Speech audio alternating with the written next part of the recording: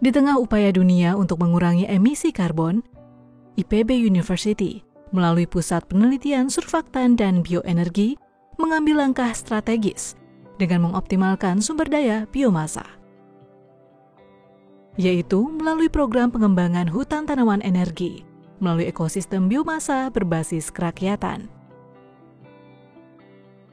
Program ini merupakan kerjasama antara IPB University dengan PT Artadaya Koalindo. Sebagai negara tropis yang kaya akan sumber daya alam, Indonesia memiliki potensi biomasa yang melimpah.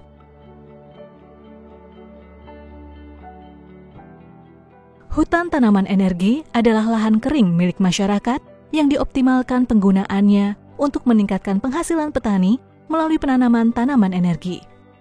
Istilah lain untuk hutan tanaman energi yang digunakan oleh masyarakat adalah kebun tanaman energi.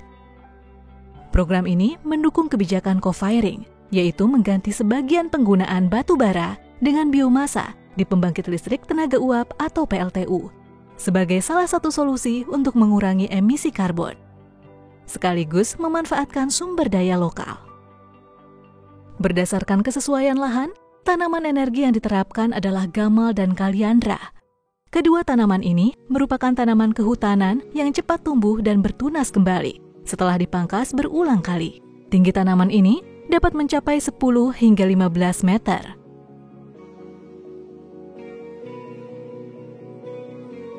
Tanaman gamal dan kaliandra memiliki nilai ekonomi yang tinggi, yaitu sebagai bahan baku bioenergi.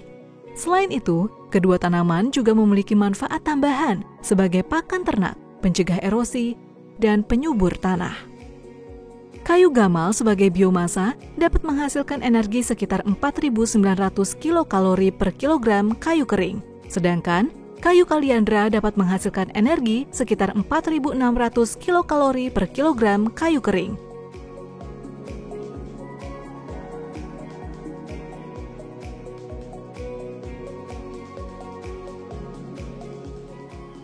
Ya, program ini pada dasarnya merupakan kontribusi atau bagian dari kebijakan energi transisi energi. Kita concern untuk ikut menurunkan emisi, ya, dengan demikian kita bisa mengharapkan perbaikan dalam iklim, ya. Nah, tentu saja aspek environment, social, and governance tentu bisa dicapai dari ini. Pemerintah punya kebijakan co-firing, mensubstitusi batu bara dengan biomasa.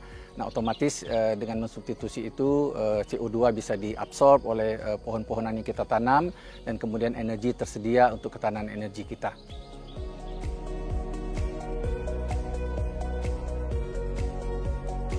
Ya, yang pertama tentunya adalah terkait dengan visi pemerintah untuk net zero emission tahun 2050 dan juga ini sebagai respon dari ADC dalam mendukung transformasi atau transisi energi yang dilakukan PLN untuk mencapai tujuan tersebut. Kita berupaya untuk mengurangi emisi karbon, ya, yang menyebabkan pemanasan global dengan cara meningkatkan co-firing biomasa. Jadi dengan HTE ini kita harapkan kontribusi dari transisi energi ini dari co-firing biomasa ini semakin besar. Program ini menerapkan pola tanam tumpang sari, seperti alley cropping atau pola tanam lorong dan enrichment planting atau pola tanam pengayaan. Dengan pola ini, tanaman energi seperti gamal dan kaliandra ditanam di antara tanaman existing milik petani, sehingga tidak mengganggu penghasilan utama petani dan justru dapat memberikan penghasilan tambahan bagi mereka. Kolaborasi antar berbagai stakeholder sangat diperlukan untuk menjamin keberhasilan berjalannya program. Stakeholder yang dimaksud diantaranya petani, kelompok tani hutan atau KTH, penyuluh kehutanan swadaya masyarakat atau PKSM, badan usaha milik desa atau BUMDes, PT Artadaya Koalindo, dan PLTU Labuan.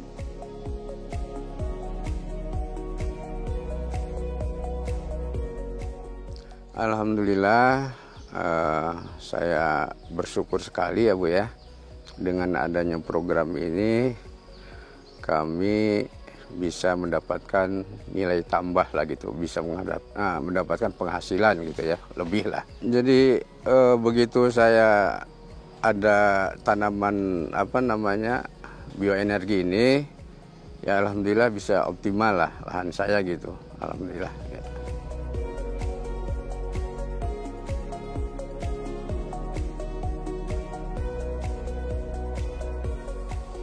Kalau dari program ini dari IPB tuh saya tanam, kebetulan pengalaman tanam gamal karena dari buat rambatan lada. Terus yang kedua kaliandra, kurang lebih 500 batang. Kalau sementara ini karena saya pengalaman tanam gamal, karena buat rambatan lada ya manfaatnya buat rambatan lada. Terus daunnya itu buat pakan ternak, kambing domba. Yang pasti ya nilai tambah dari tanaman gamal itu ya berupa uang lah intinya mah gitu kan, bisa dijual. Sementara ini kan kalau saya dari gamal itu pemangkasan itu dari rambatan lada itu saya biasa setahun 3 kali.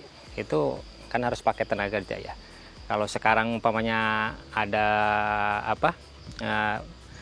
tanaman gamal laku, istilahnya laku dijual ya alhamdulillah gitu kan. Ya minimal buat kita biaya operasional untuk pemangkasan itu juga.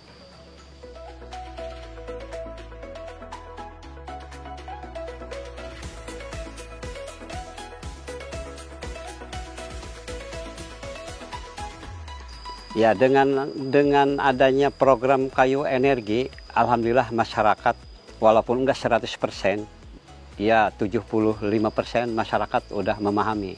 Karena di situ banyak keterkaitan antara pemberdayaan masyarakat, yaitu contoh kayu gamal atau kaliandra. Di situ kan masyarakat ada bantuan bibit, dan di situ ditanam, dan nanti daun untuk ternak, di situ kan ada ternak gitu ya, bantuan ternak ada gitu. Nah, setelah daunnya, istilahnya batangnya atau dahan-dahannya itu bisa dikumpulkan dan dijual untuk dikirimkan ke PLTU. Dalam hal ini kalau Kecamatan Cinangka itu berlabuhnya di PLTU Labuan.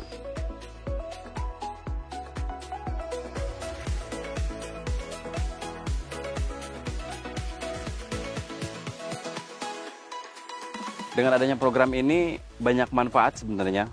Selain untuk kelompok tani atau disebut KTH, itu untuk warga di luar kelompok KTH pun dia merasakan manfaatnya. Karena ini adalah mata pencaharian baru, terutama di kecamatan kami, di Kecamatan Cinangka. Dengan adanya program ini adalah salah satu membantu warga dan petani serta kelompok tani untuk mendapatkan penghasilan baru, yaitu nyuplai kayu ke PLTU Labuan. Nah, saya sebagai BUMDes mewakili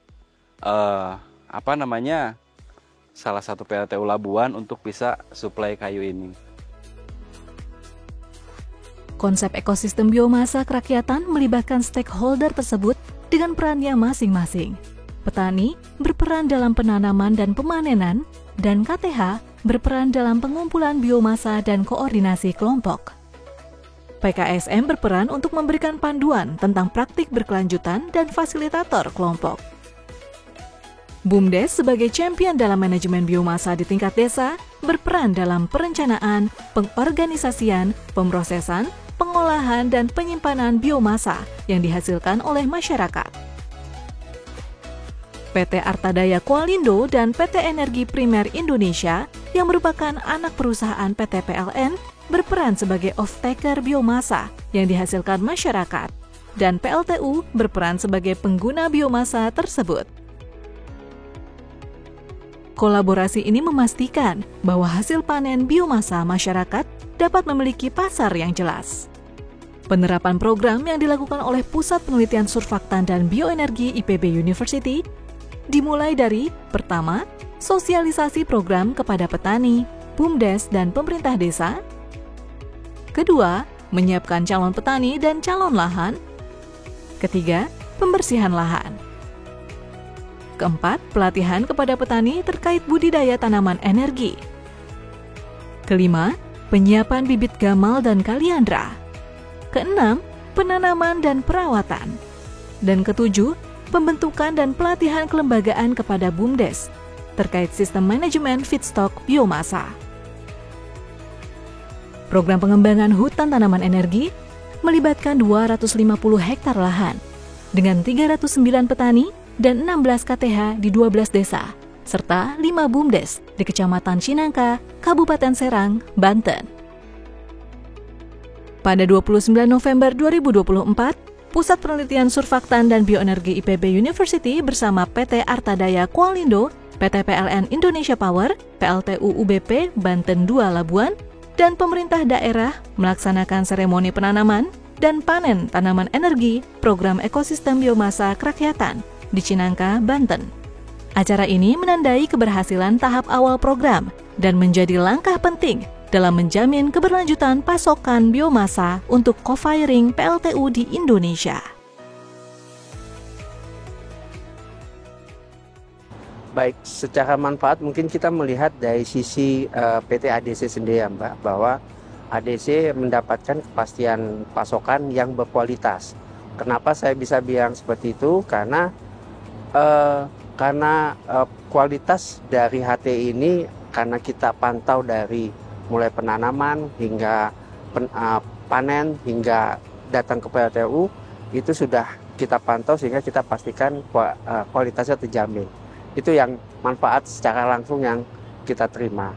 Pastinya dari stakeholder pasti ya pemberdayaan ekonominya juga dapat berlangsung. Itu adalah pasti harapan dari kami maupun stakeholder-stakeholder yang ada dalam lingkaran HTI ini.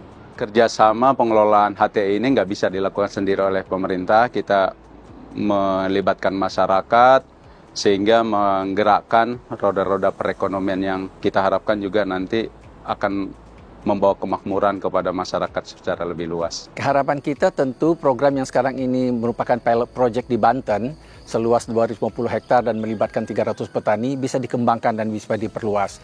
Diterapkan di seluruh lokasi sekitar PLTU di Jawa maupun di Sumatera dan pulau-pulau lainnya. Harapannya tentu dapat juga meningkatkan kesejahteraan masyarakat karena pada dasarnya konsep ini adalah ekonomi kerakyatan untuk masyarakat. Juga kita harapkan juga bisa menyediakan energi bersih, energi ramah lingkungan sehingga mendukung program transisi energi nasional dan tentu akhirnya kita berharap memperbaiki lingkungan.